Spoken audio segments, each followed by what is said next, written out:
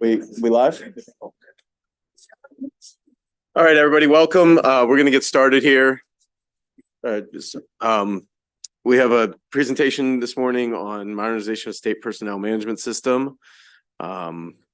We welcome folks from our administration. Secretary Edwards is with us. Nice to see you. Come on up. Catherine Hackman and Mark Townend, come on up. Welcome. Is it okay if Secretary Grady joins us? Yes, of course. Secretary Grady. I can't see far when I have these glasses on. I got it. Oh man, problems. Welcome, Secretary Grady. Congratulations on your budget this morning.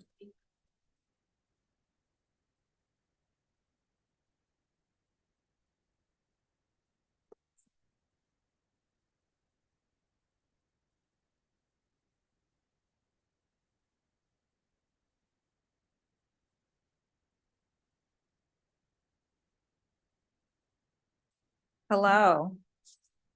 Thank you so much for having us here today, Chairman Barnes and Vice Chair Chang. We're very excited to present to this committee the work that we have done around the modernization of the state personnel system. I just want to acknowledge Team DBM, who is here with me today. I served as the chair of the task force. Secretary, I hate to do this. You know, we have to record live and we're having a technical issue. Can we just pause for everybody stay put? Just when we get back streaming, we'll just pick it back up. We want to make sure the public doesn't miss anything we're doing. Got it. Sorry. Thank you.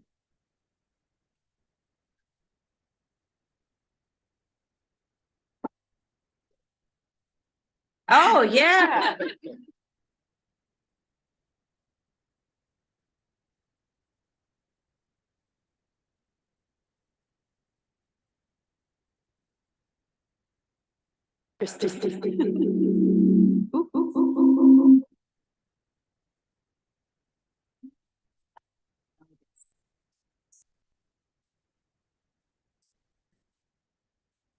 Great.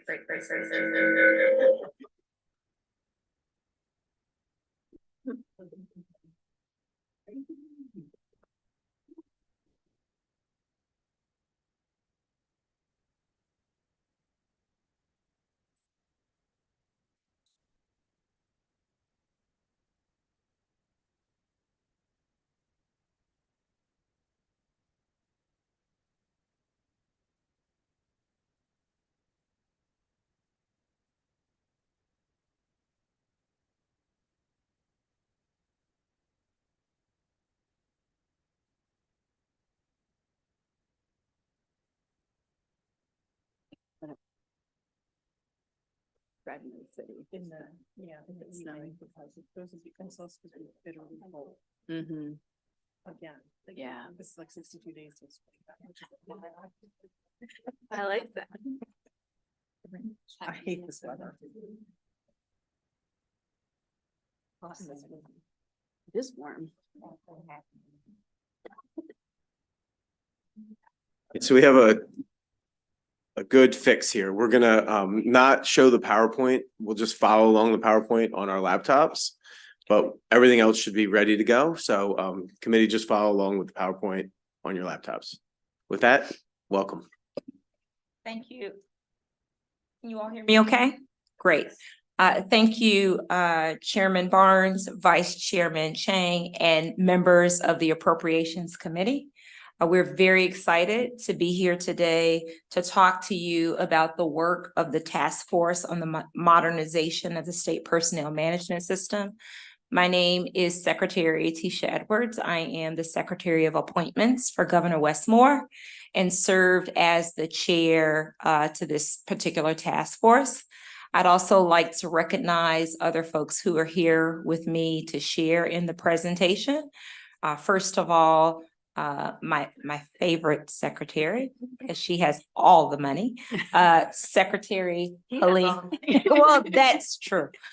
Secretary Helene Grady and her team from DBM, who were the lead staff for this effort. So Laura Vocal, Catherine Hackman, and Mark Townend were all key to the work that I'll be presenting today.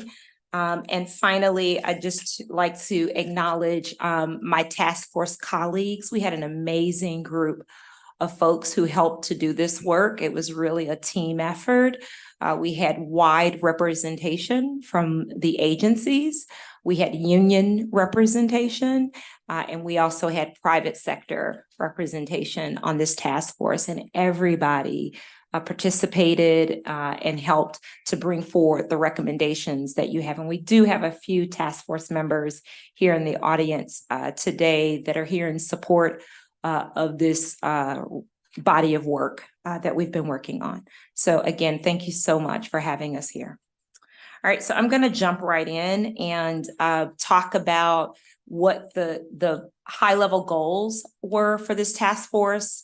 We met 7 times in all of our meetings, highly attended. We even had some audience members. I told them this was the most exciting task force that the General Assembly had directed us to pull together. Our goals were to improve the hiring process and applicant experience, to pursue proactive recruitment strategies, to look at how we could improve job attractiveness, and think about expanding career ladders and reviewing job requirements.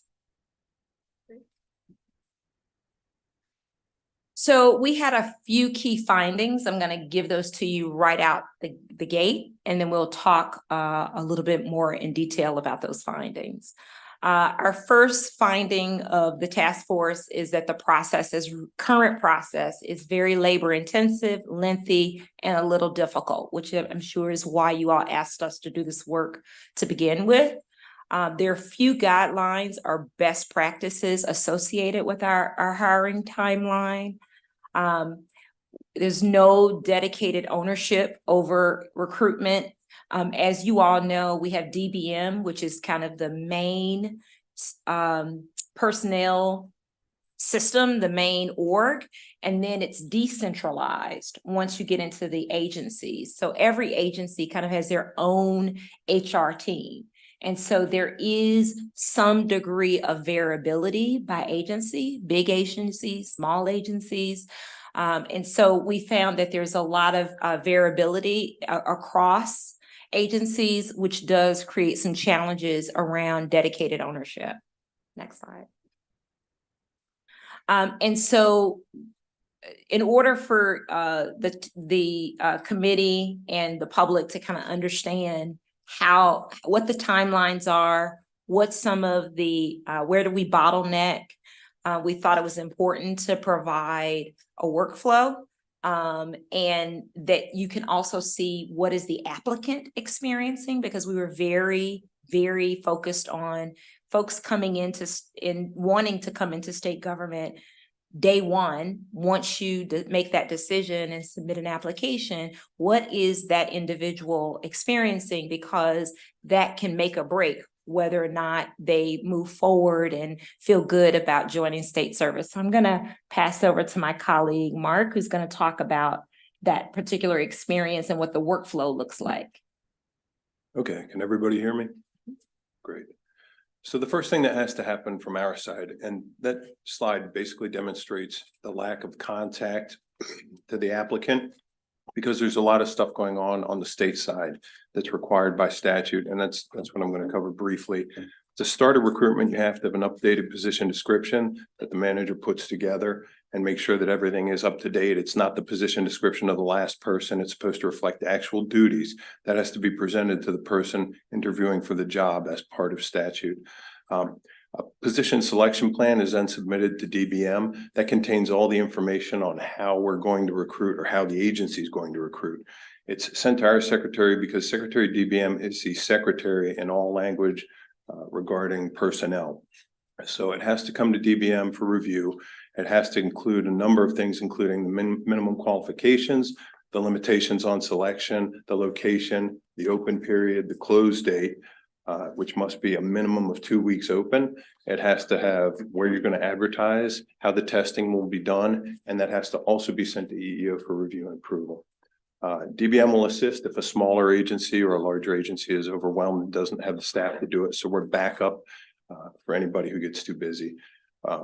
We check priority consideration lists. There are 2 lists out there that have to be checked before we can recruit. One of them is a part of the DHS agreement, the welfare to work agreement, where we check to see if there's an eligible candidate in training that could do the duties of the job. Another list that we have to check is the layoff list. That gets priority consideration for any laid off state employee. Then we have to consider transfers, reinstates, disabled veterans, and people who are certified by the Division of Rehabilitative Services. Once you've looked at all those lists and decided to forge ahead with your recruitment, you can proceed to post on the web. If you do that, you submit your announcement to us. We take a look at it, make sure that it follows sort of the feel and the brand and the look that we want on the state's website, and it includes all pertinent information required by law. And there is quite a bit, but too much to go into. Once the recruitment closes, by statute, we have to review for minimum qualifications. We have to notify those people who are not qualified. We have to give 2-week notification if there's a follow-up written test once you've been qualified. We have to review the test for readiness, for make sure it's valid and appropriate based on the job. We have to apply a rating of training and experience if we're not going to do a written test. So we would review the application, and this is done in person. We don't use any AI, or there's no buzzwords like the federal government does. The state reviews each application and provides a rating of that applicant based on the criteria provided by the manager. We have to resolve any discrepancies. A lot of times in an online system like our applicant tracking system, a person would submit and they might, like myself, put Mark Townend on their application, but in fact, I'm in the system as a state employee, Gene Mark Townend.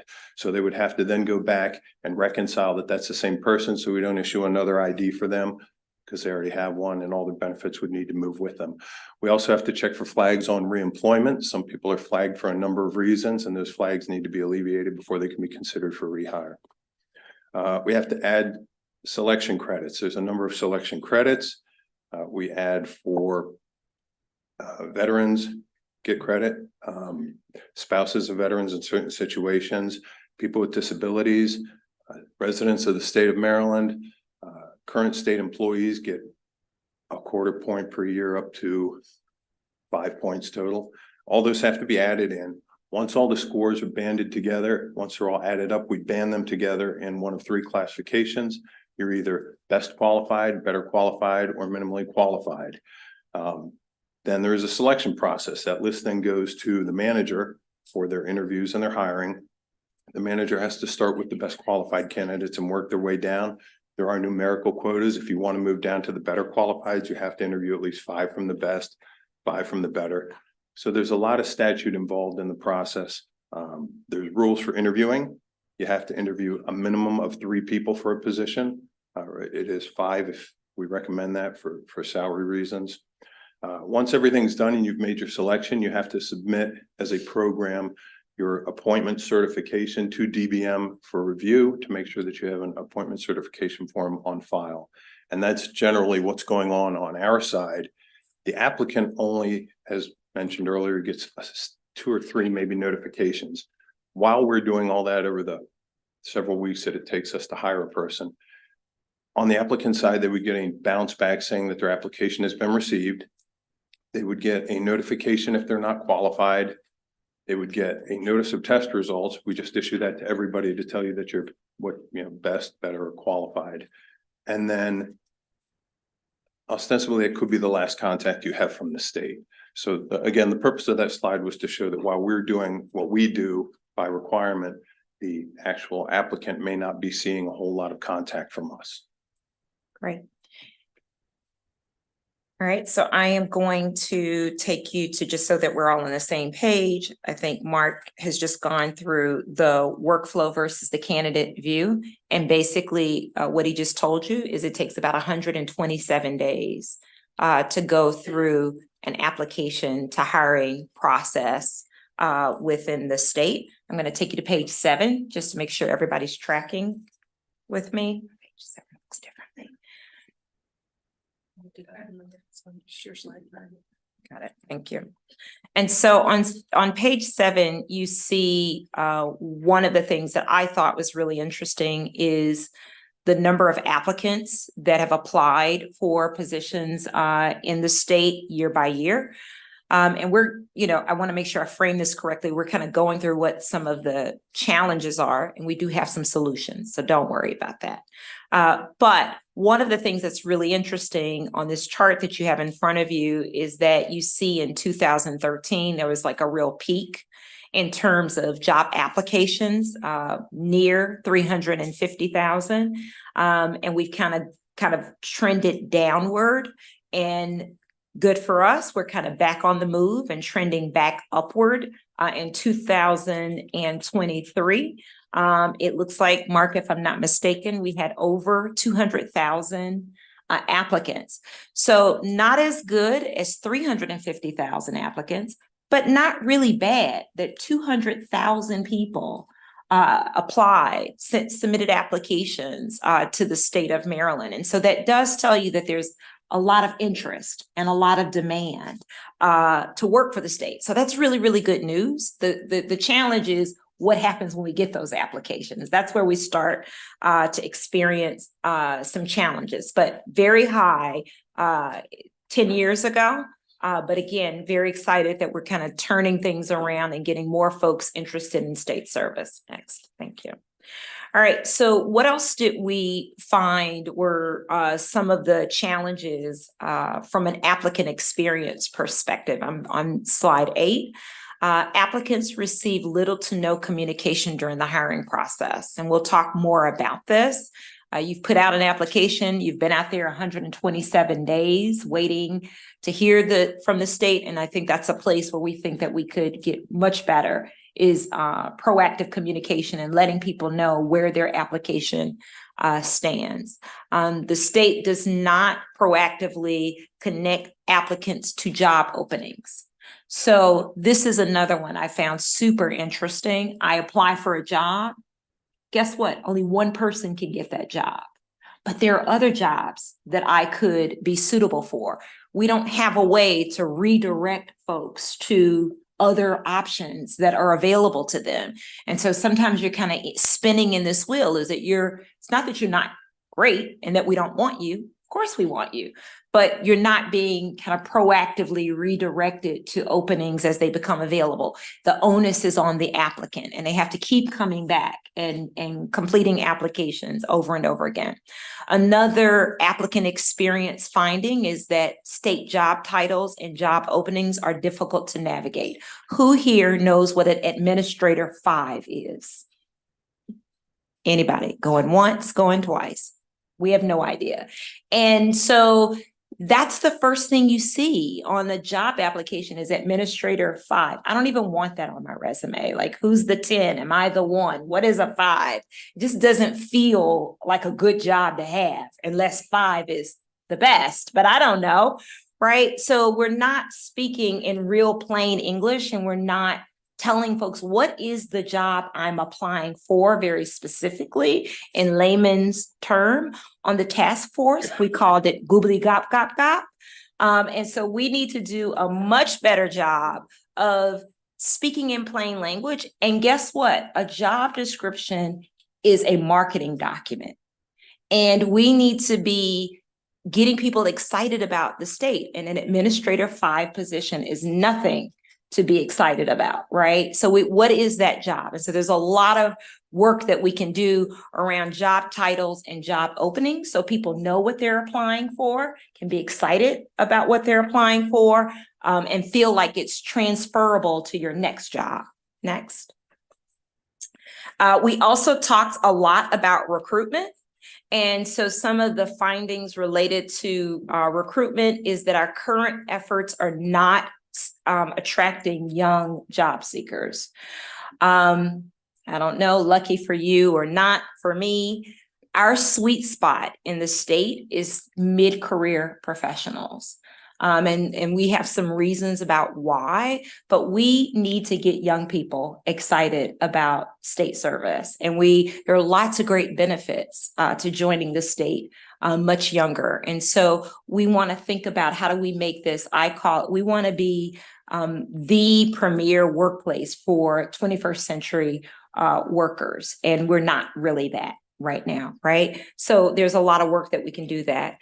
State agencies have limited options to use when trying to streamline the hiring process. And so everything that you heard my colleague Mark talk about, it's done by hand, it's done by individuals. It's a paper pen process. What do you do when you have 200,000 people applying to state government and we're on the back end with paper and pen? Not good. All right.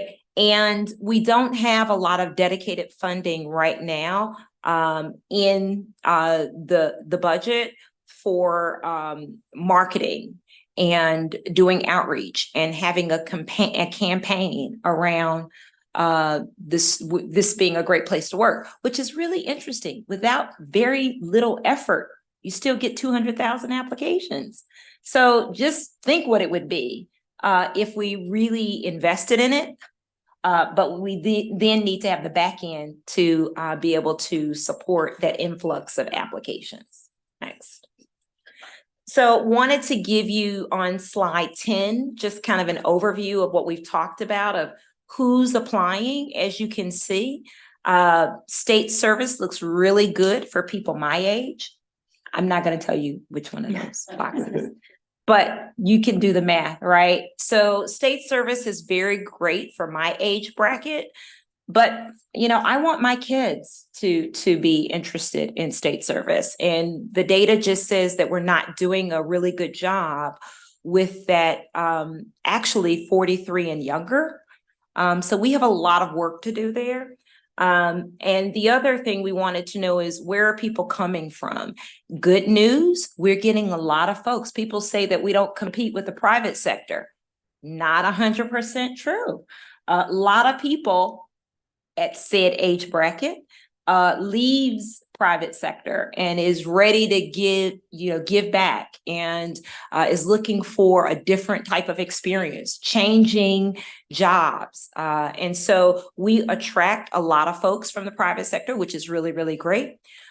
We also have a lot of folks in state government moving across agencies, which I think is also a good thing because you get to benefit from the learnings across agencies. And then we have folks coming in from nonprofit, federal government, and other places. Next. Slide 11. We wanted to give you a sense of how do people hear about state service. I just want to give another shout out to DBM. This is a group that does more with less. They use social media a lot. The free social media, and they do a lot of promoting on LinkedIn and Facebook and those kinds of things. They're not TikTok, but they are LinkedIn and Facebook, and they do a lot of kind of outreach, and they understand their responsibility to bring folks in. I thought it was really great that we have lots of state employees referring people to state service, right? Friends and relatives, which I think is really wonderful. That says a lot about us, that you would want someone that you love to work for state government. So we should be really proud of that. And then you see the others, social media advertisements. We're doing more job fairs, going into communities and meeting people where they are. We know a lot of people don't have the internet. And so I'm really excited about a lot of our state agencies are really, really willing to go into communities. And I know that some of you all have heard about that. Another interesting set of data is why applicants are attracted to the state. The number one reason is stability, which is why it makes sense that age bracket that we talked about comes to state government. By the time we get at this point in our career, we want a little stability. We're thinking about retirement. We're thinking about health benefits, which is a great recruitment of the state. People want to do meaningful work. We should all pat ourselves on the back for that people still see state service as a place for impact and giving back. Health benefits, career growth and development, salary, not the top of the list, but not at the bottom of the list either. So we've kind of laid out for you what are the reasons why people have said that they want to join us in state service. Next slide. Job attractiveness. What were some of the key findings there? We talked about this a little bit. Job classifications are vague, uninspiring, and do not offer insight into the role. I think that's super important for young professionals. They like transparency. They like job titles that make sense. I guess we all like that, but particularly young people. And they really want to see how this connects to your goals. If you are a person who majored in politics in undergrad and the job says administrator 5, does that make sense to you? No, it does not. So that is some of the feedback we got. Agencies use the same job classifications for totally different jobs, which is really confusing. And job postings are too wordy and do not highlight the benefits of state employment. Again, we are a great employer. We provide amazing benefits for folks, and we've got to see these job announcements as outreach, marketing, and PR for the state, and we really don't do that. Then we talked about career ladders and pathways. Again, we had two major findings here. Certain jobs do not offer sufficient progression to encourage retention. That's really important. We don't want people to get trained up here and then go somewhere else. We want people working with us. We want them to make a commitment to us. It takes a lot to train someone to do a job. And so every time we train people up and they feel like they've hit a glass ceiling and they leave, not only are we losing the person, we're losing the investment in the person. So we need to do a much better job around making sure people see a trajectory and a progression for their careers. There's a lot that we need to do with on-the-job training for entry-level jobs and talent pipelines. What do you do when you do have a young person who just graduated from college 2 years ago and they've been a waitress or they've been in retail, but they want to come into state service? We should be able to manage that. We should have entry pathways to develop folks. And so we don't really have that. To come to state service, it's almost like you got to have a baked pie.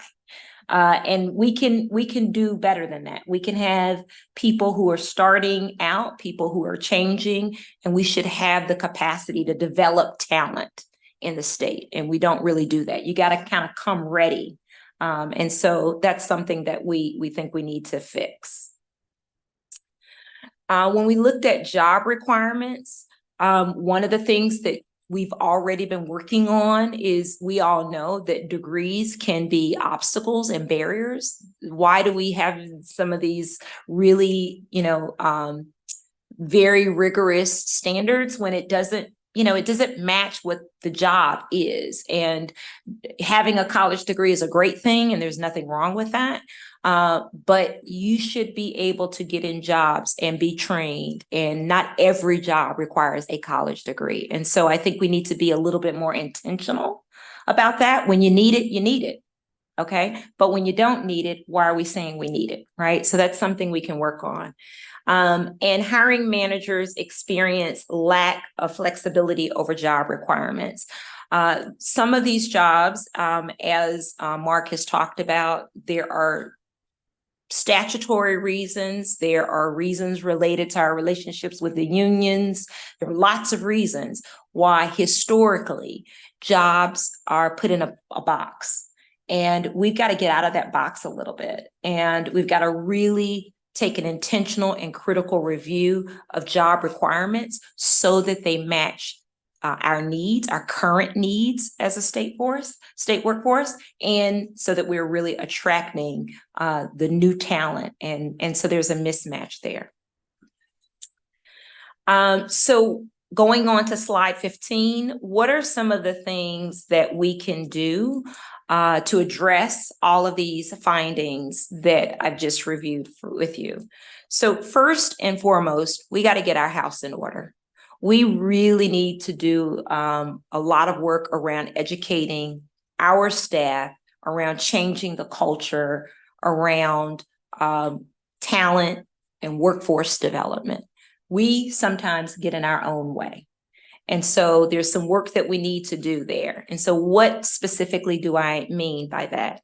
The task force really felt strongly that we need to move towards continuous ratings of applicants. During Mark's comments, you heard him talk about, it's like you do this, and then you do this, and then you do this, and then you do this. Why can't we have a more integrated and dynamic process? Right now, you have to wait until all of your applications come in. You have to wait until the job posting closes. Then that's when you start rating these applicants. What if you have 100 applications and you've waited 45 days, 30 days before you start to rate those applications? We can, as my governor says, chew gum and walk at the same time. So we should think about how do we have more continuous process that isn't so static. The other thing that we need to do is improve communication with applicants throughout the process. That was like a big issue for us. You know, I think in this day and time, you should be able to put your ID in the portal and you should know where your application is. You are in the review stage. You are, you know, how are you ranked? You know, there should just be a kind of life cycle or workflow that applicants have real transparency, clear transparency about where they are in the process. We talked about use of opening and continuous job openings. What you see now is a job is put out there, it's closed. You don't find a good person, you got to go back and advertise again. I think that we should consider keeping these job announcements open until the position is filled so that we don't have these stop and start, which expands the time period. As we talked about, we need to update our job titles and position descriptions. And then we need to encourage promotion and reclassification to improve retention. We need to keep folks, we got to hire a lot of people, but we got to keep the folks we have. And we're losing people because we're not taking care of them. We're not offering them promotions. We're not reclassifying their jobs so that they have more earning opportunity. People are leaving the state. They're taking all of that investment and they're leaving and going to other places. And we've got to really work on retention. Another big area for us is that we need DBM to think about reclassification and salary activities.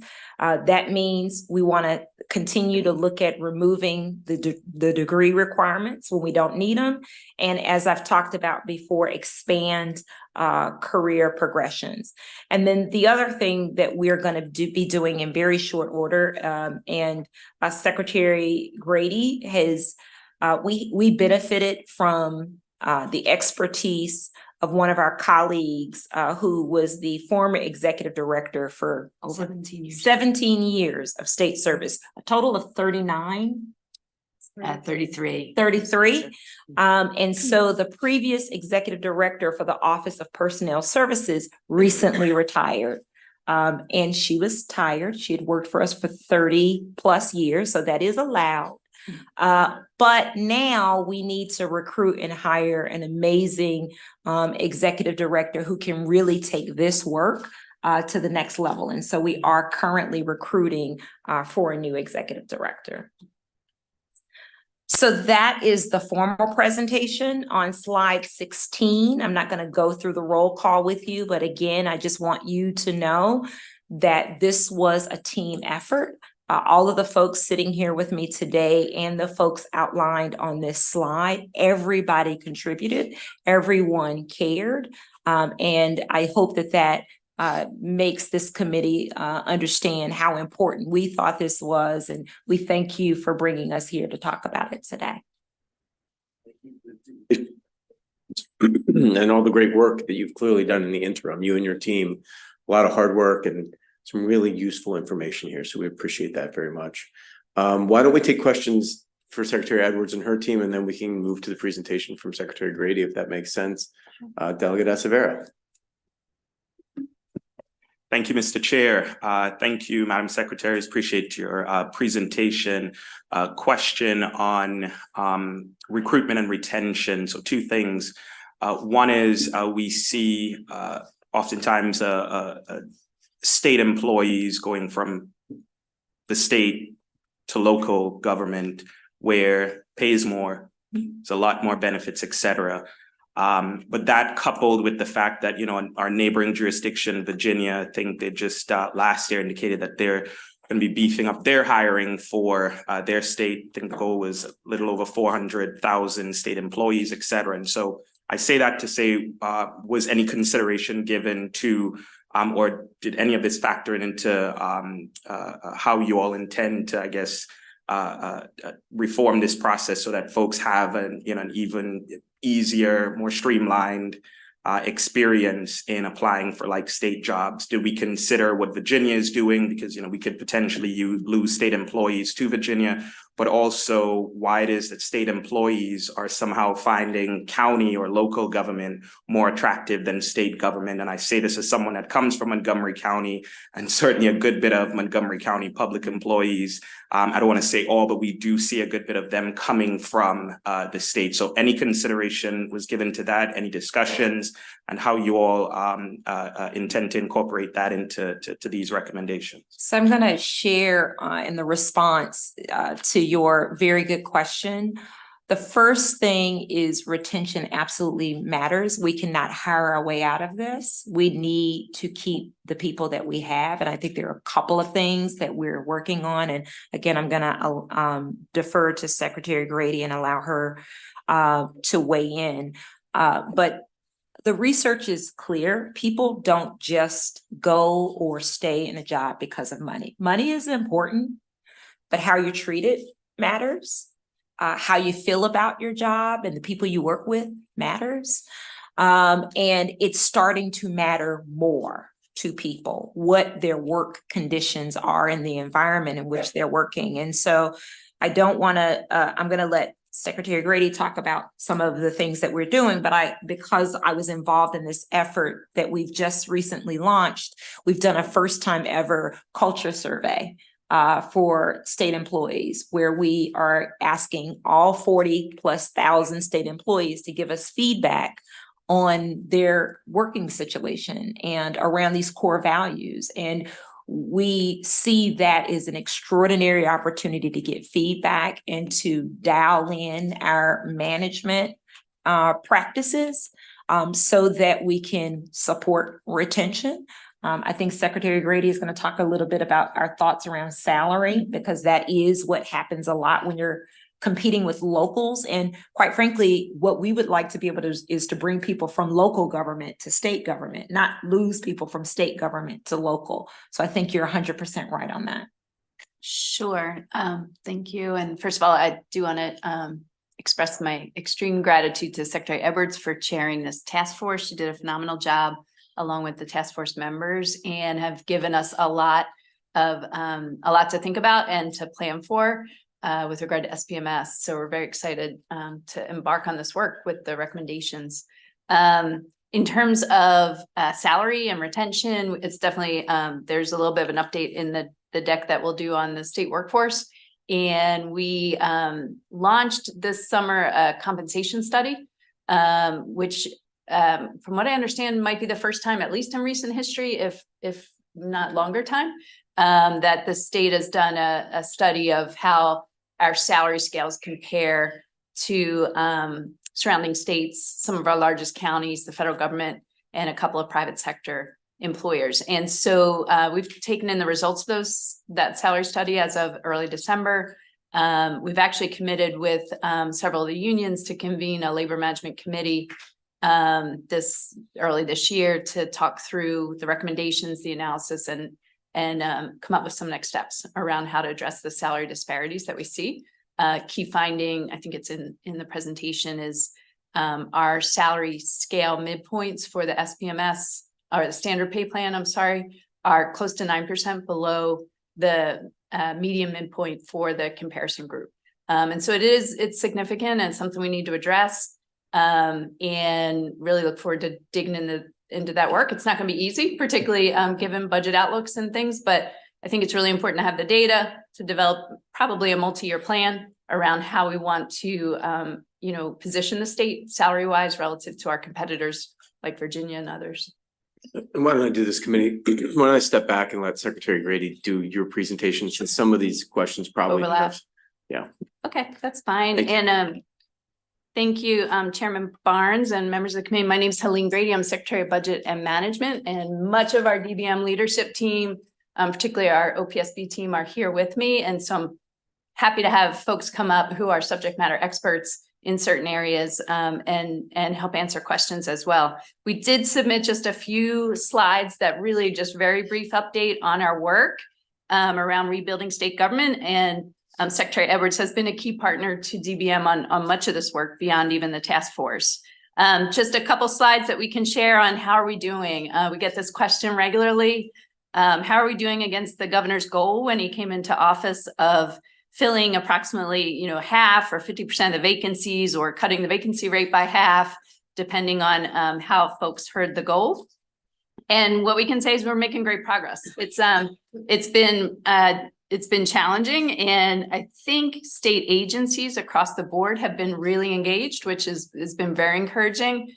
Our HR managers, directors across state agencies have been working very closely with the DBM team really since probably February at strategies and tactics for how to tackle this work and fill these vacancies. And we are seeing some results. While we haven't hit the governor's goal that he set by December, we're making really great progress. The first slide just shows that as of January, the vacancy rate in the executive branch, this excludes higher education, was about 13%, 13.4, with about 6,500 vacancies.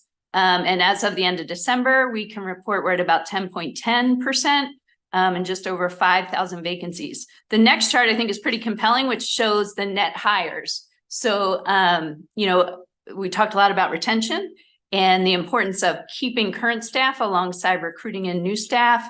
And what we can report is that for calendar 2023, we achieved 1,300, just over 1,300 net hires. That means 1,300 more people hired into roles than people who left. And that compares to two previous calendar years where the state was at a negative deficit on net hiring of 857 and 1,801 the year before. So we've definitely turned that around a bit. I think we have good momentum coming into 2024, because when you look through the calendar year, we were making great progress really summer into fall.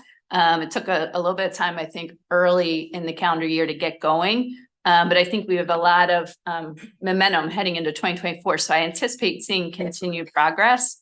The next slide just gives you a little bit of snapshot across our larger agencies, agency by agency, of how their vacancy rates have changed. And there's some great stories in here. Transportation at the top of the chart, you can see, has improved considerably from February, which are the blue bars, to December, which are the red bars. Several other agencies here as well, HCD and General Services at the bottom, you can see, have improved by just about half on their vacancy rates. Agriculture, I think agriculture might hit the top in terms of their progress. They're right in the middle of the chart here, and you can see they started the year just over 14% and ended the calendar year just over 6% on vacancies, which is really fantastic. Couple other updates. So I talked a few minutes ago about the compensation study that we launched, really rich data that came back. Paul Webb, our Director of Classification and Salary, is here with us today. And he and his team, put a tremendous amount of effort into that study alongside our consultant, which I'm very grateful for. And they have found the results to be really rich, and are eager to kind of get going to think through next steps and how we might adjust our pay plan, particularly the standard pay plan and the correctional pay plan, as a result of the recommendations. The other update I would share is one that Secretary Edwards mentioned. So the employee culture survey, I'm very excited about this. And actually it was this hearing last year where I think many members of the committee raised for us and asked whether we had done culture surveys. And I heard, great interest in the state doing something like that. And we kind of got to work right away at procuring a vendor to help us with this. The survey will be in the field January 22nd. That's next week, I think, and closes on February 2nd. And then it'll be about 4 to 6 weeks for results. Again, Secretary Edwards has played a key role, along with others on the governor's staff, at really taking the lead here to define the survey, and think through the metrics that we want to collect back, think through the values that are priorities for us across our workplace, and how we can work with this vendor to kind of measure or benchmark the extent to which those values are exhibited in our workplaces today. So we're really eager to see those results, and then again, develop some action plans in conjunction with our unions and others. We have been collaborating with the unions on the culture survey. I think they generally are pretty enthusiastic. I'm sure we'll hear from Denise about the results and the action plans coming out of that as well. So a lot of exciting work going on. This team's been working incredibly hard over this last calendar year, which I'm extremely grateful for, and I think all to the benefit of really strengthening the state workforce. Thank you, Secretary Grady, for the presentation and the great information, all the work that you've been doing. Progress, to be sure. So thank you for that. Sure. All right, well, now let's open questions for Secretary Edwards, Secretary Grady, or their team. I think we had Delegate Solomon Delegate Solomon. Thank you, Mr. Chair, and it's good to see you both, and Secretary Edwards. I tried to be as many of the work group meetings as I could as a personnel subcommittee chair. So kudos to you and your team, and I know it really was a collaborative effort. And I also just want to start off by saying congratulations. I know we're going to hear from Denise shortly, but obviously you all struck a really historic agreement with AFSCME. I don't think everybody got 100% of what they wanted, but that's probably the sign of a really good agreement. Negotiation. Yeah, so I know it's really important to our committee that our state workers are cared for, as I know it is to the administration. So congratulations on that. I had a couple of questions for you, Secretary Edwards, and I'm really excited. I wanted to give you all a wide berth on the budget before we sat down and kind of dug in a little bit more, because I know our committee really wants to be helpful on making sure that we're implementing a lot of the really good stuff that's in here. So the first question I wanted to ask you is, the report had a lot of really great recommendations in it, and I thought the context on each recommendation was also really helpful. And one of the points that just kept coming up was, there was that great idea around the common application, which I think a lot of us were really interested in, or, again, you said dedicated recruitment staff. I think that would be wonderful to have somebody sort of Sherpa everybody's application through, or one primary point of contact.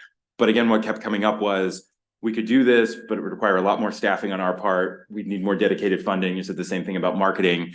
I haven't had a chance to dig through the whole budget yet, but are there plans? Go figure. But are there plans, is there money allocated in this year's budget to give you more pins, more ability to do the kind of things that are outlined in here? So I can take that question for Secretary Edwards. There are a couple of highlights in the governor's budget, which were not covered in our presentations this morning, because they're on the smaller side. But there are a couple of investments reflected in the budget that the governor in particular is really enthusiastic about. They're more at this point, the approach that we've taken in the budget is towards putting aside some funding into dedicated purpose account. So more one time at this point. We haven't added a lot of pins to OPSB for recruitment. My view on that is that we need to plan first. Like I think we really need a plan for what permanent resources do we need? How do we want to structure these operations? And to be honest, in part, I'm looking to the incoming executive director to really help shape that vision and plan based on experience that they'll bring from their previous work. And so what we've done in the meantime in the budget is pretty meaningful. There's a proposed $3 million contribution to a dedicated purpose account to continue our work on rebuilding government. So year 2, you might remember that in fiscal 24, the budget included, I believe it was 2 or 2.5 million toward our rebuilding government work. That money also to a dedicated purpose account, so it's not ongoing funds, but that money went to support both the salary study and the culture survey for 2 years worth of culture survey services. And we're looking to do something similar with this appropriation should it make it through the General Assembly. And part of the focus of these funds would be around next steps based on the task force recommendations. Again, one-time money, so not necessarily new pins or permanent staffing, but resources to help us build out those plans so that for next year's budget, we may have a better sense of exactly how we want to direct resources and also a better sense of budget outlook in terms of how to grow this function a bit. I think absolutely my observations this first calendar year is that I think OPSB over the years has been really, really woefully underfunded for the scope of responsibility that they have. And it's pretty, I shouldn't say shocking because I know well the history of structural deficits at state government. And so this is what happens, but this is an area that's been significantly depleted over the years. And I would say in the area of recruitment, in the area of professional development and training. And so that is another focus area for us that we hope to deploy some of these funds toward to help develop a plan. On the side of professional development and training, which is so critical to retention, there is one new position proposed in the budget for a director. We actually don't have any staff today dedicated to professional development and training for SPMS. And we've at least put a director level role in to, again, recruit someone on board along with our next executive director to help build out that plan, and then come back with a more specific sort of pitch on what level of resources will be required. The other key thing in the budget related to this work is there is a proposed $2.5 million, again, contribution to a dedicated purpose account to launch a pilot program for apprenticeships in state agencies. Members of the DBM OPSB team, some of whom are here today, have been working hard for probably about a year now together with Department of Labor to scope out a plan. We do have a pretty specific plan on how we want to proceed with some apprenticeships. Department of Labor has some federal grant funds that they were awarded this summer that they're really eager to deploy. And so with this funding, we hope to establish some apprenticeship pins to run a 2 to 3 year course and get some results from that to decide on permanent structure going forward. Well, I think we stand ready to work with you. The other thing, and you don't have to answer this one right now, if there are any statutory changes in particular, there were a couple of things pinpointed in the report, particularly in the continuous rating piece, if there's anything that we can be of assistance on to make sure that gets done. And then the last question I had particularly on the report, the one group that I didn't really notice mentioned was people with disabilities. And we know that unemployment rate for people with disabilities is give or take usually double what it is for for the other categories.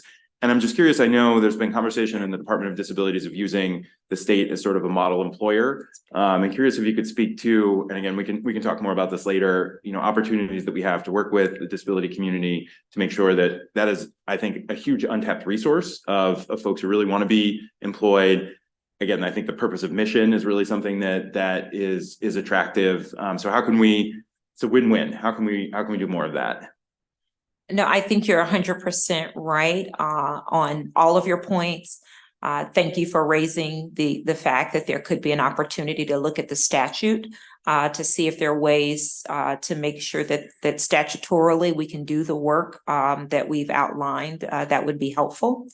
And to your second point about inclusivity and engaging the disabilities community, I think you're 100% right on that also.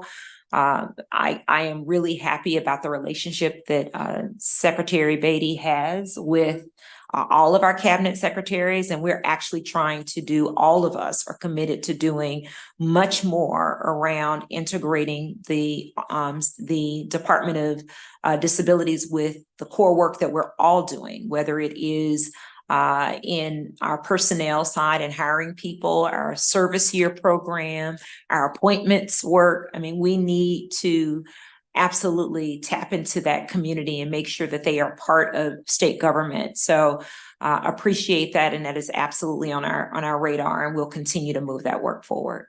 And Mr. Chair, with your indulgence, I have one more question on the compensation study. Thank you. So moving on to the compensation study, and I appreciate that, Secretary Edwards. I guess I had sort of two very quick questions. One, I thought it was wonderful and the recommendations are really helpful. I love the fact that they mentioned restoring the education benefit program. And I will give a shout out. MDOT has a partnership with University of Maryland Global Campus that UMGC was telling me has been wonderful. And to me, that's a win-win. We're growing our university system. It's online, so it's accessible to all. So I would encourage, potentially looking at that again. But the two questions I had were, First, the only private sector employer that I saw listed on the benchmark group of peers was MedStar. And I know particularly for certain types of job classifications, especially in IT, I mean, I can't say I have hard data on this, but anecdotally, I keep hearing from agencies, they keep losing people. We had a lot of conversations about that, particularly in the Joint Audit Committee. So I'm curious as to why there wasn't some more reflection of the private sector wages that I think we're losing employees to. And then the other question is, it was helpful to see the specific vacancy rates. Is there a plan within either your office, Secretary Edwards, or DBM to maybe provide sort of special teams to help agencies really ramp up their recruitment? Obviously, DJS, I know, is a huge priority for our committee. It's a huge priority for the governor. It's great that their vacancy rate is down, but it's still at 12%. So are you all tasking groups to sort of focus in to help specific agencies with those high vacancy rates close the gaps? So first of all, I think Mark is a really good person to talk about the work that we're doing at the agency level to get everybody the support that they need on closing the vacancy rate. So the short answer is yes. We are the oversight and they're the actual people who do the work. But we have been meeting monthly with the different agencies regarding the various things that they recruit for. We have specialized recruiters at DBM who focus on that population.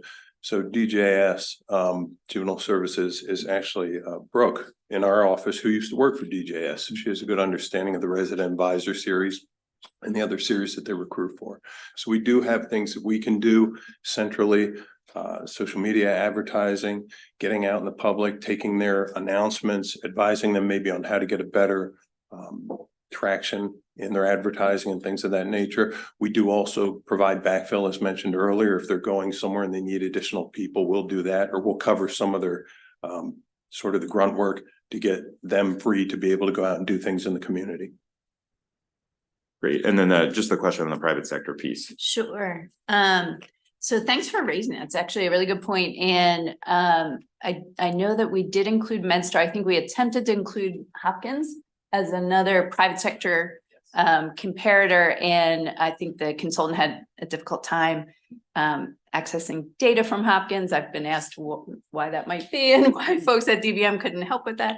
But unfortunately, we didn't end up including having Hopkins in the final. But I think it's a really good point, particularly when, I think as we were crafting the study RFP, DBM's focus was primarily on higher ed and healthcare as private sector comparators for so many of our jobs, but not as focused probably on the technology side. So I think it's a really good point. We've been doing, Paul Webb and his team have been doing quite a bit of work looking at our salaries for IT positions. There's a lot of competition, even interagency for IT talent. And they're going to be doing some focused work in the months ahead with Do It to make sure that those salaries are set appropriately relative to where MDOT's IT salaries are and others. So there may be an opportunity for us to actually circle back on IT roles in particular, together with Secretary Savage, and maybe go a little bit deeper on salary studies there as well. That would be great. Thank you very much. Thank you, Mr. Chair. Thank you very much to the Personnel Subcommittee Chairman for the extensive questions. Next, we'll have a question from Delegate Wallach.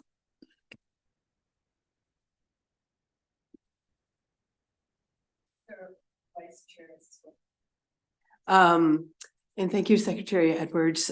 This work is not glamorous, but it is so essential. My heart is beating really fast as you're talking about all of this, because I have lived through some of this experience on the other end, and have a series of questions just to understand and to potentially provide some recommendations as well.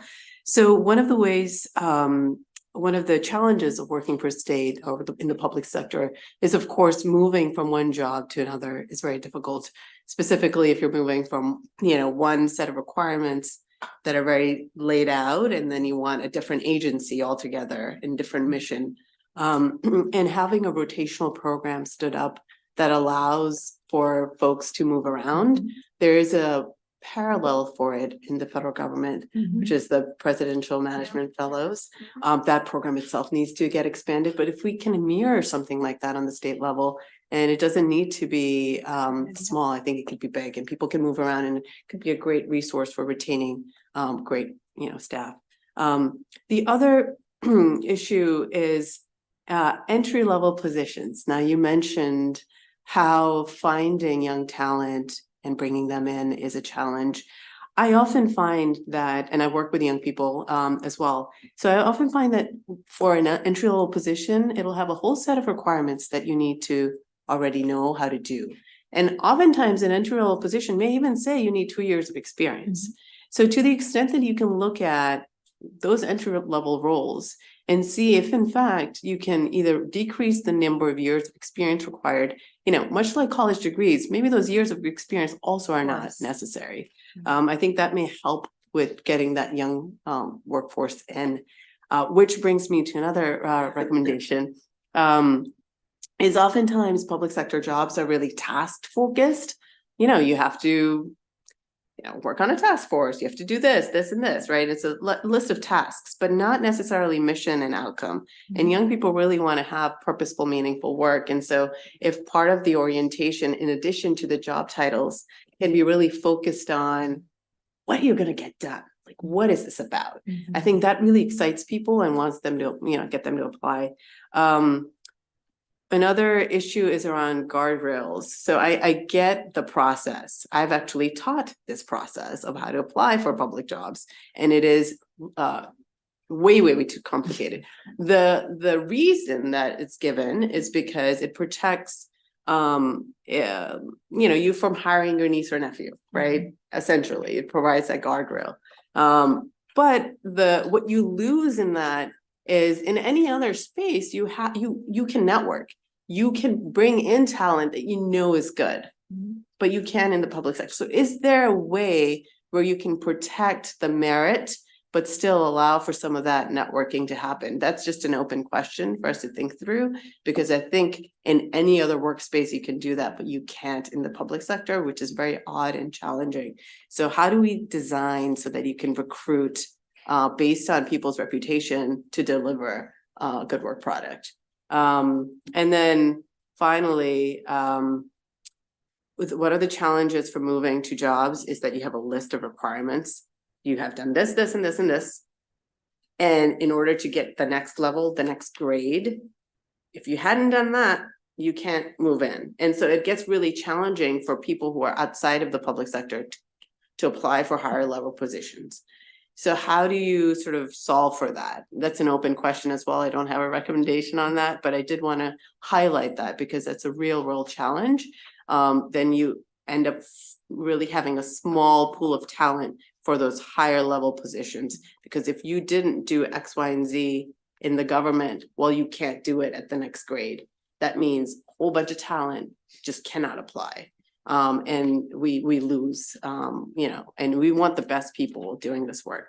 So I can go on, but I won't. I love this work. I'm so thankful that you're taking this on, and I'm really excited to see the result of all of it. Thank you. So just to your comments, I would just say some of these things, and I'm so glad that you find this very exciting. I too found it exciting.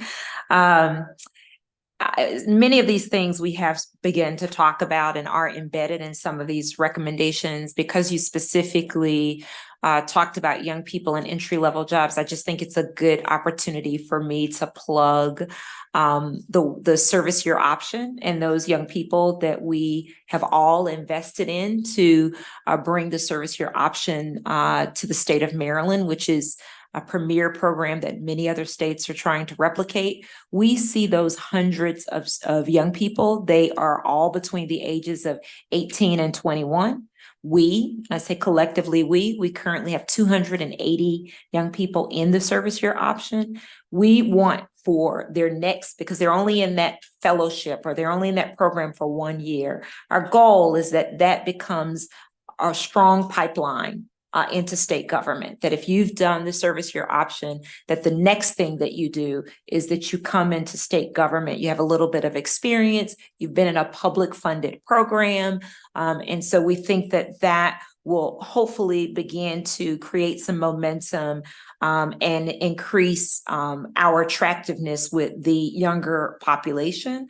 I think you're 100% right about being mission driven in these job announcements. That's what we were referring to about understanding that job postings are marketing materials.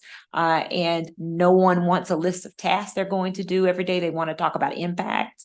They want to talk, we need job descriptions that elevate what you're doing and how you're going to make a difference in the world. So I think you're 100% correct there. Secretary Grady and I were both nodding our head when you talked about that rotational program. That is an extraordinary program in the federal government.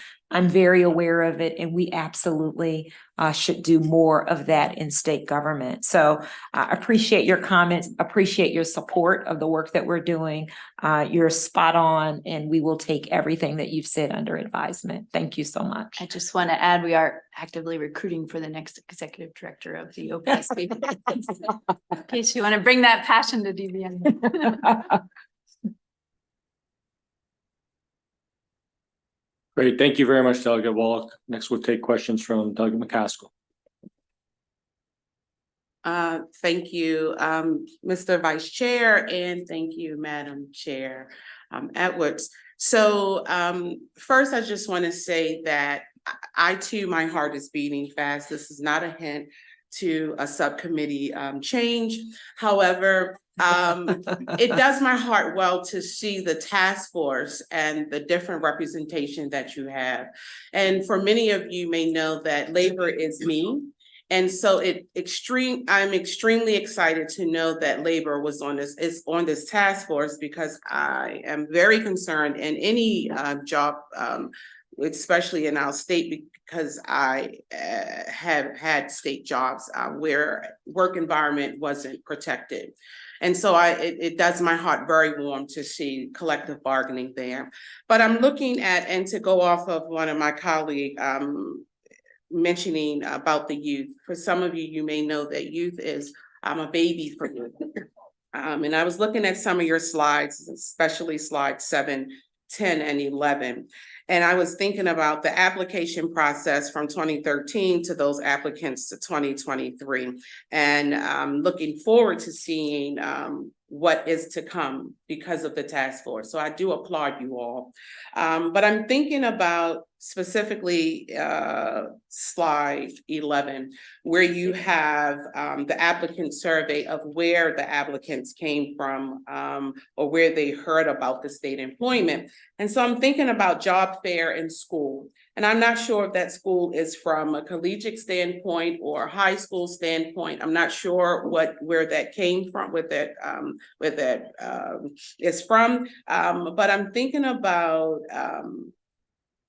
and moving forward, and it could be just timing. I'm sure our governor, he had quite a bit of priorities to get to and get through. But I'm thinking about moving forward, and I was thinking about apprenticeships, et cetera, entry-level jobs for our schools, allowing them to have availability. And this could just have been the way you market it.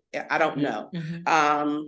But and making sure at job fairs and schools, I know for myself, that's where I got my start. But I also had resources and tools when it came to entry-level jobs. But I see that's at the lower end outside of the internet. So I'm not sure if that was just a marketing or what, but I do think that we could capture those younger communities at the school level, collegiate level, high school, and at these job fairs, and allowing them to have the resilience and the new visions instead of having that task list, if you will, because they are always moving forward, thinking out the box of how to move our government forward as well. So I'm just wanted to just make my 2 cents about what I've observed from from slide 11 about how the job fair and the school recruitment, it didn't really come from that. Yeah. That maybe we could move and target them in a new vision.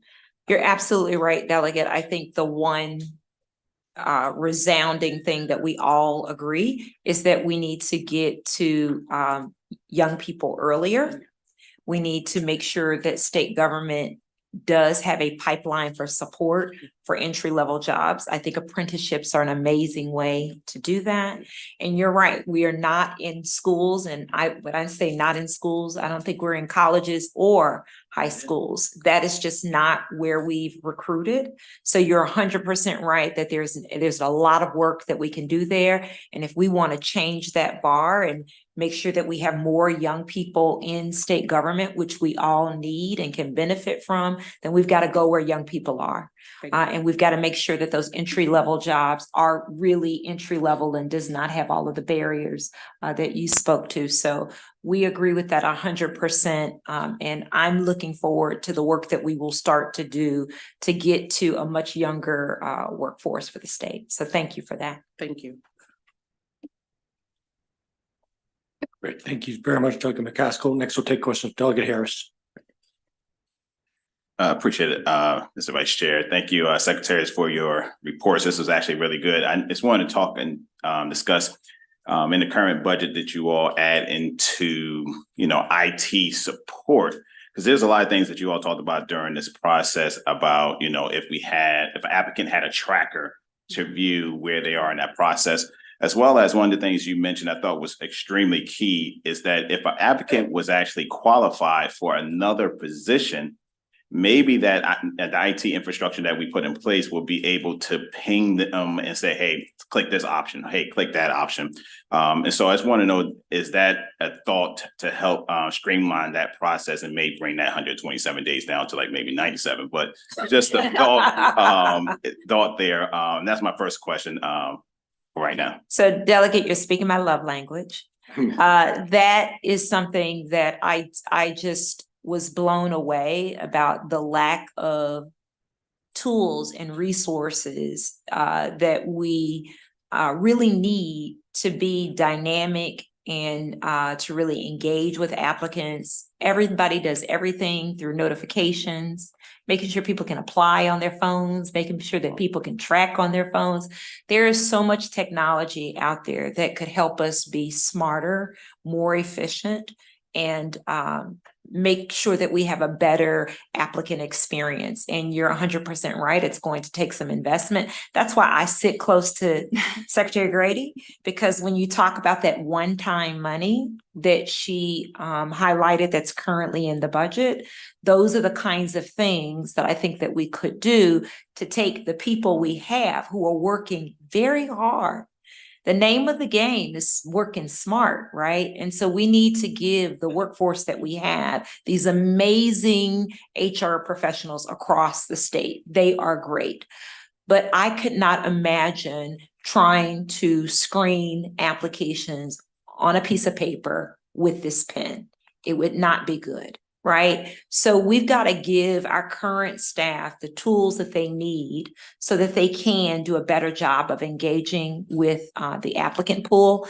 And I'll just say this because I talked about this a lot with Secretary Grady. The worst thing that could happen, the worst thing that we could happen is that we double the number of applicants and we triple the time period that we use, that we get back with people, and that we make their experience applying to state government worse than what it is today. So if we want to grow that pipeline, we better have the tools to be able to nurture and cultivate and respond to said pipeline. So there is a worst case scenario, which is no investment in the tools that we need to do this really important work. And so you and I should team up on her and make sure that that is a priority. And I know that Secretary Grady does also support that. We need to give across state government, we need to give folks the tools they need to be successful. So I agree with you 100%. And that's the kind of thing that we should be considering with some of this one-time money that has been set aside. And I would just comment maybe on top of what Secretary Edwards mentioned, just a couple comments. So one, a little bit of a shout out to this team at OPSB. I do think that they're very receptive to technology and tools. I think they've been on the leading edge of state government in some respects, although as we all know and understand state government is not necessarily the leading edge, but within state government, I think they've been leaders in some respects, particularly around Workday implementation, tribute to Cindy Colner, who retired in December, and our job app system. But I also want to just do a shout out. One of the initiatives in the governor's budget, once you all have a chance to dig into it, is around Maryland Digital Service initiative out under Do It and Secretary Savage. And I'm really eager. Secretary Savage has recruited, with the help of many of these folks, some pretty incredible talent to her leadership team, and including someone who's going to be heading up our digital services vision and implementation across state agencies. And I think we're a prime client. So we're very eager. I think I have a meeting with her actually Friday to start talking about some of the ways we can collaborate.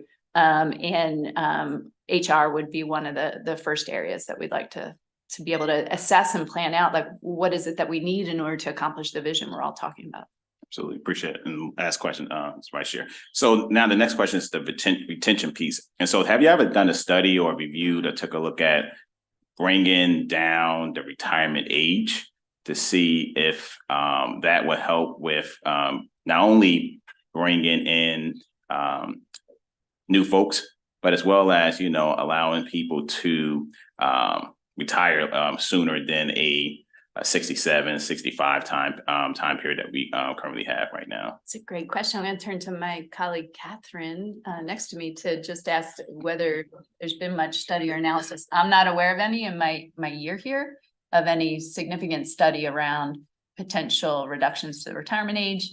I can imagine it would carry quite a fiscal impact. But I'm just curious to Catherine if that's been a focused effort. Not as far as I'm aware, no, it has not. Thank you very much, Delegate Harris. Next, we'll take questions from Delegate Anderson. All right, looks like I'm the last one, so we'll go quick here, but I would be remiss, the 18-year-old version of me, the 20-year-old version of me, 30-year-old me, even 40-year-old me, would be remiss if I didn't bring up the fact that I saw on page 14, let's see if I can do this well, that we're starting to move away from the requirement of college degrees for everything. So clearly, I guess you can tell I'm one of the people who did not go to college. And so I have beat my head against a paper ceiling my entire adult life and have been told time and time again, even applying for the state as a much younger, more svelte version of myself, that how could it be indeed? I don't know. He is long gone, but then I've been told, that if you had a degree, so I'm just grateful. I'm grateful to the governor who mentioned it last year, and I'm grateful to you to see this happen. So that way future 18-year-old, 20-year-old, 30-year-old, 40-year-old versions of me will not have to fight that obstacle, that obstacle will be removed, and they have the opportunity to earn a wage to enjoy the quality of life that everybody else has the opportunity, even though they had an alternative path to get to where they are. And so I think that's great. And like I said, I just felt like I had to address it because it is finally something that I've looked forward to seeing.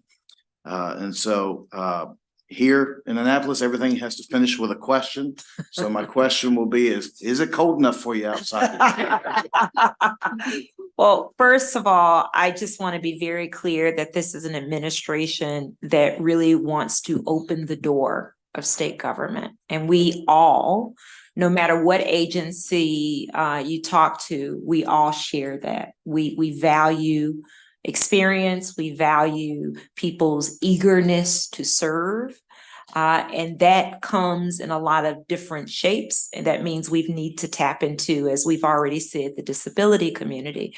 We need to tap into the military community. And absolutely, you should not be barred from serving your state and serving your neighbor because you do or do not have a college degree. That does not make sense. And so there are times where it's necessary. But when it's not necessary, it shouldn't be a requirement. And so I think that we are kind of moving in that direction. I'm really proud of the work that DBM has already started to do around reviewing job specifications and asking the question. There's not a default assumption that you have to have a college degree. People are asking, is a college degree required and why? Right? So we're starting to have those questions. So you can look forward to the younger version of you showing up one day in state service. But we do support that. And as you can see, it's a core principle of the work that we're doing. And heck yeah, it's more than cold enough for me. Yeah. Thank you for asking. Thank you very much, Delegate Anderson, for sharing your passionate life experience and about bringing the educational diversity to the table. Really appreciate it. Next, we'll take a question from Delegate Watson. Mr. Chair, my question has to do with the 200,000 applications. Do you know how many applicants that represented? Mark, you have that, right? Yeah, it's roughly 2.5 applications per unique applicant. So you're looking at on 220, what's that, 130-ish. Individual unique persons. And to your point, I think someone mentioned a common application process. That's in our recommendations. That's also something that's really interesting, that if you want to apply to be an executive assistant for natural resources, and there's also an executive assistant role available in public safety, and there's an executive assistant role available in DBM, that requires 3 different applications, and 3 different people are managing that process. And so we do have a lot, even at 100,000 people, that's a good number of applicants. And what that 200,000 number tells you is that people are super eager because they're putting in more than one application, but we don't have any way to share that information. Everybody's like, what?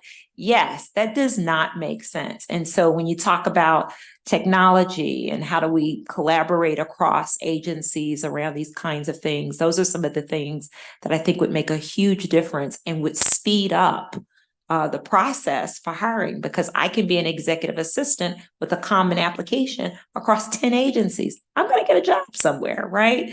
But I've got to do that over and over again and hear no over and over again, which can be really hard for people, and to say, I just give up. So I think that's a really important step that we can take in improving the process. So my follow-up to that is just that it represents, that 130,000 number represents about, according to my quick math anyway, 2% of the working age population in Maryland. I don't know if that is good or bad, but it is what it is. So thank you for your answer. Thank you. I appreciate you asking. Thank you very much, Delegate Watson. Are there any other questions from members of the committee for this panel?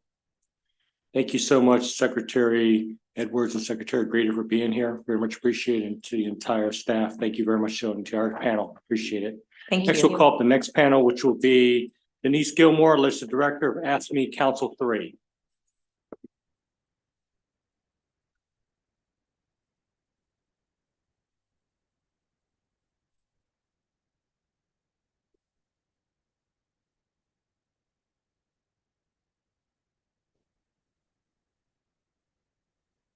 Ms. Gilmore, thank you very much for being here. Please proceed with your presentation.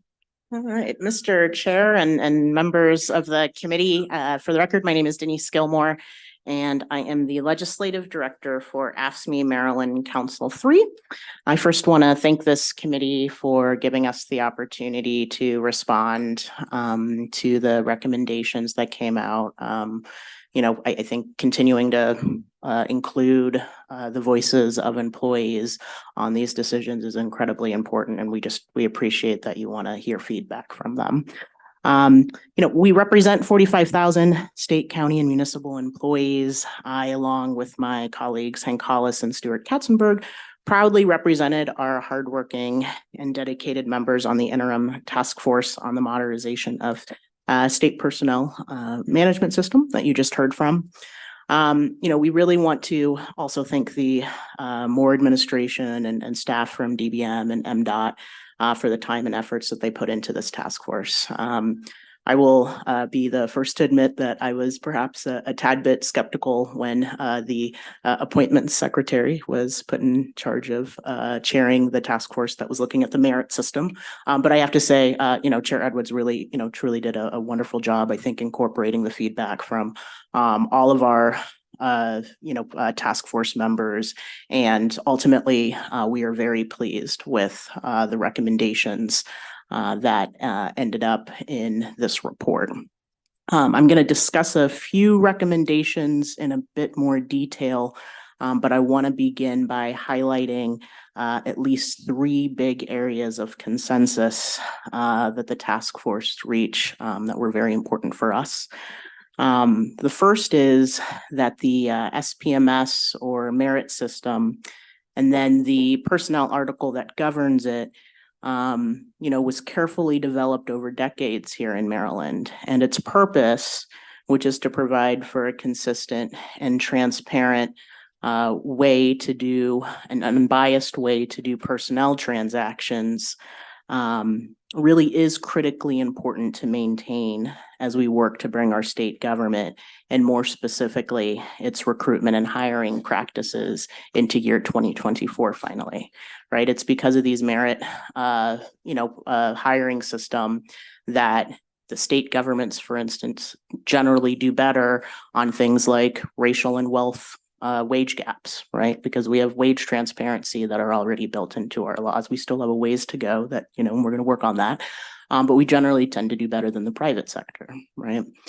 We know that the workforces in state government can oftentimes be more reflective of the, population at large than sometimes, even in private sector because of these same, protections against discrimination, things like that. So, it really, leaving this task force, I think we all, have a very clear direction that, maintaining the merit system certainly is important. And, where we look to make improvements, we want to make sure that we're maintaining at least, that spirit. The second thing that I think really became consensus and, is rightfully pointed to in the report is that to really implement these recommendations, we're going to need resources. I want to kind of tell the story here of a 15-year employee, because I've had a few that have been in my ear recently. But we're looking at that employee that started around 2008, 2009, 2010. They've been for the state now for 14, 15 years. They were still, they entered state at a time when you could get your full benefits at 16 years. So they're on that kind of cusp, right? To at least get to 16 years in state service so that they're eligible for some portion of their health benefits for the rest of their life. What they have experienced in that time is first the Great Recession. During the Great Recession, state employees gave back in total about $5 billion in lost pay and benefits. We had to negotiate a furlough plan to stop, massive cuts from happening. There were across the board agency cuts that, really left many of our state agencies working on skeleton crews. Well, then we start to get out of the recession and we enter, 2015 through 2019. These are years that Maryland state government, was maintaining budget surpluses. At the same time, we saw that many county governments were, starting to lift salaries again to make up for, salaries lost during the recession. We saw surrounding states do this. Unfortunately, here in Maryland, that was not the plan for the administration who was in office at that time. They maintained hiring freezes. They weren't giving, cost of living increases that kept up with actual costs of living increases. Folks weren't getting steps. So that 15-year employee who's working for the state of Maryland today is, because of years of missed pay and years of misstep, is actually on a salary schedule that suggests that they've been working there for half the time that they actually have, right? They're missing, as many as 7 steps in some instances. And so when we try to figure out the whole picture in terms of, like, I want to give the Moore administration incredible, from day one, they got into the office and they started to really focus on hiring. And it shows with the number of applications that have been received, with the number of hiring they does, but we've got a net hire problem, right?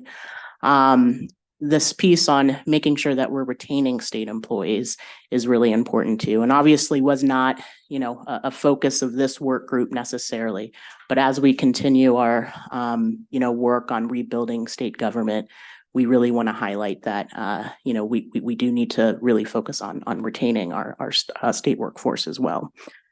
And then the third,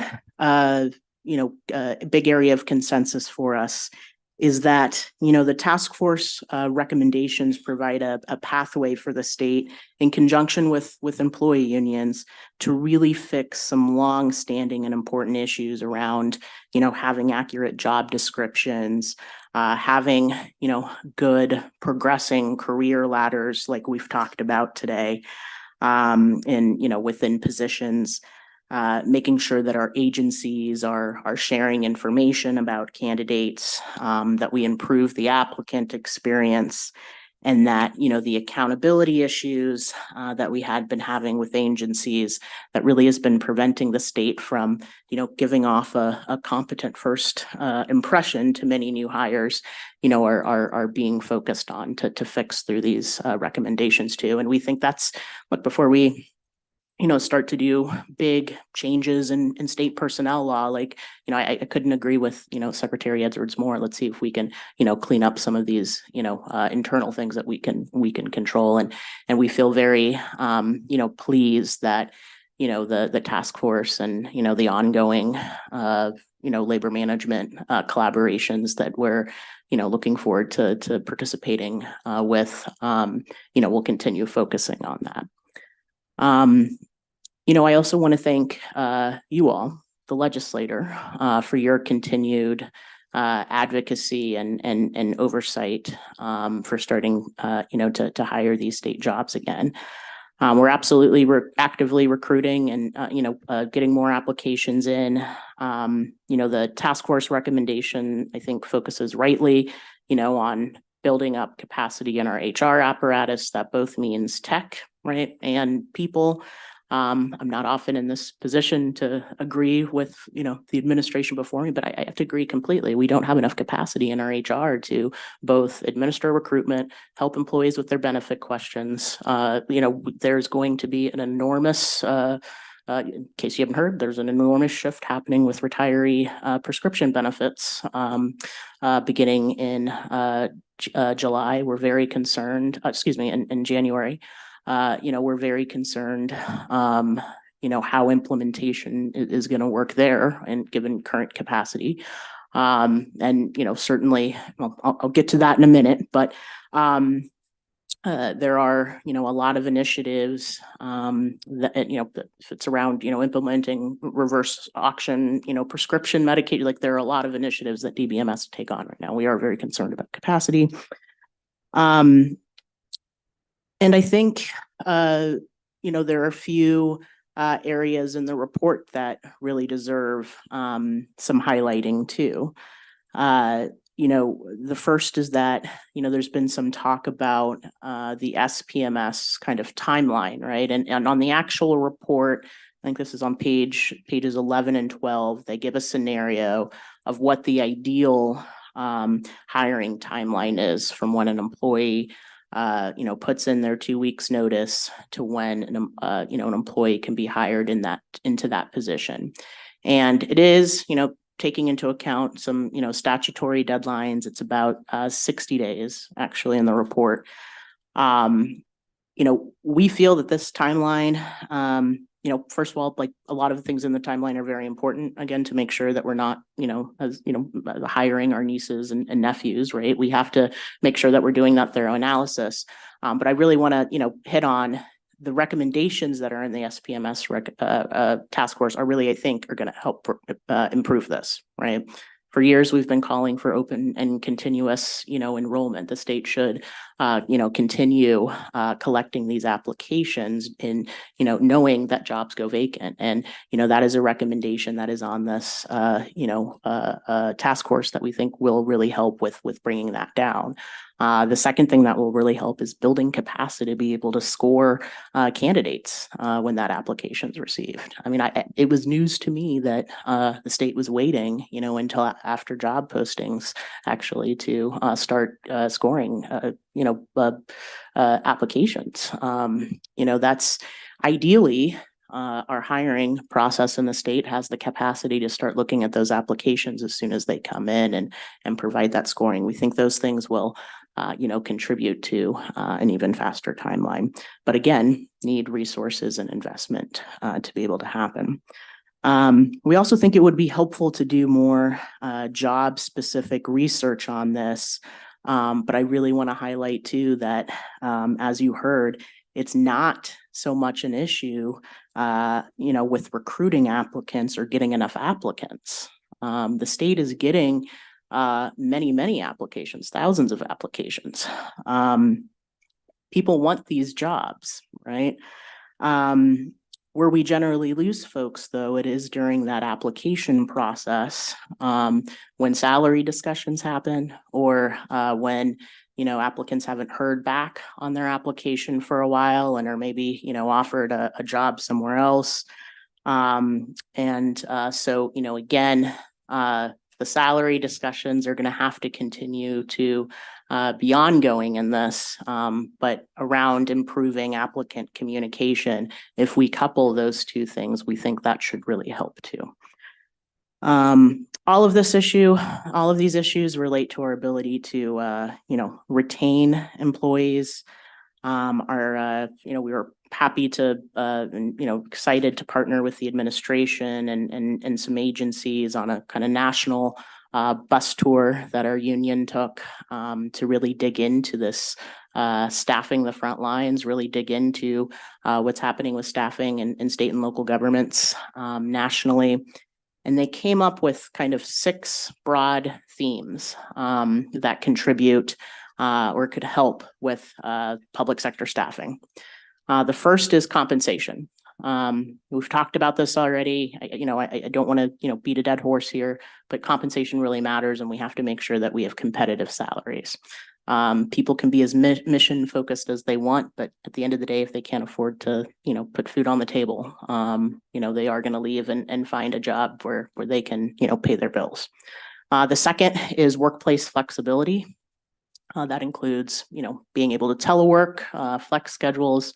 The state really has an opportunity, I think, this year to become a leader in that. We did work together on a telework policy last year that we hope will be rolled out soon.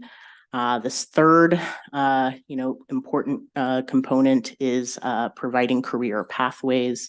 You'll see that is reflected in these recommendations, looking at classifications and finding ways to have jobs, from entry level to promotion, really having the ability to grow in your career.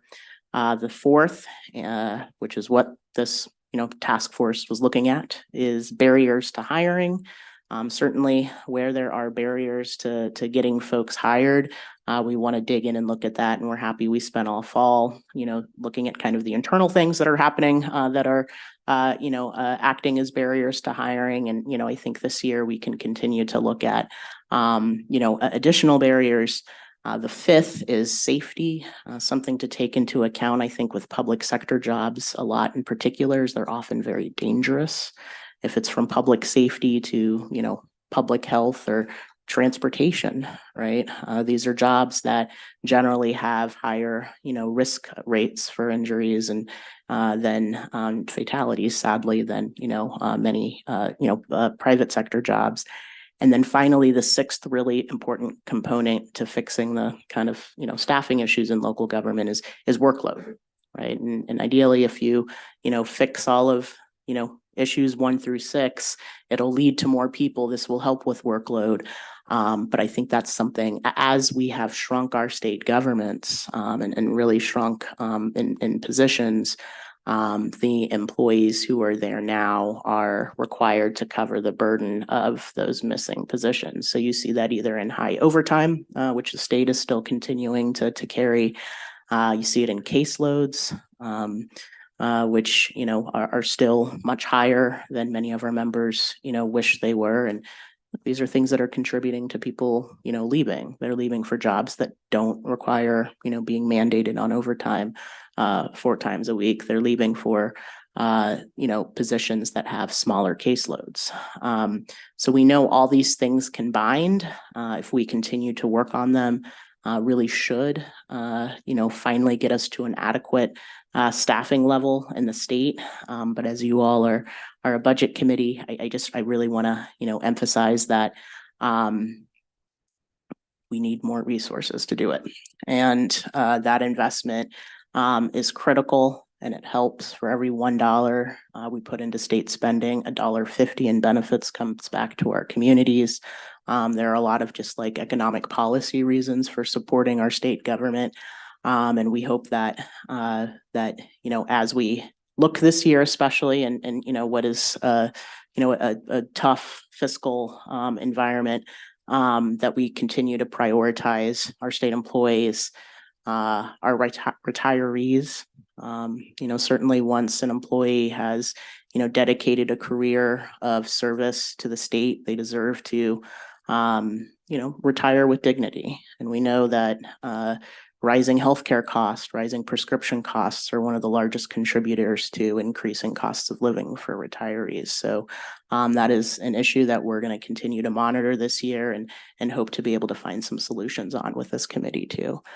I'll, leave it there. I think, again, what a difference a year makes. I know I was in front of you all a year ago. We had just come out of, another round of, unfortunately, pretty awful, negotiations.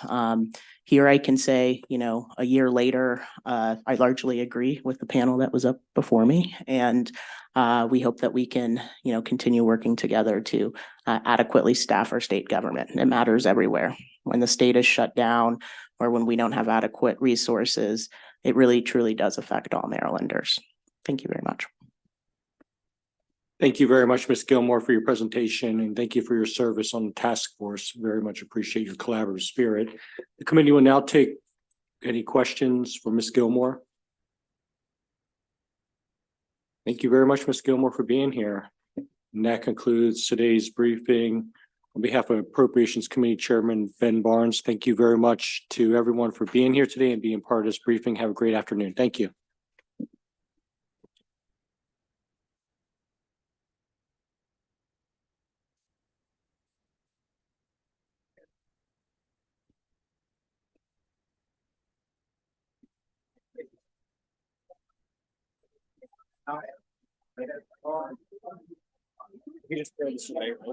Right, yeah, right.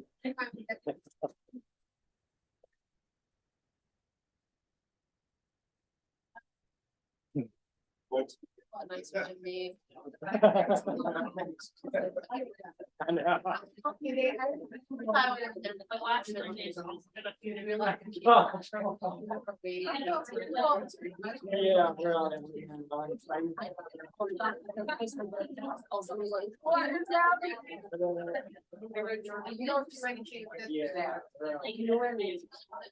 are you hearing about?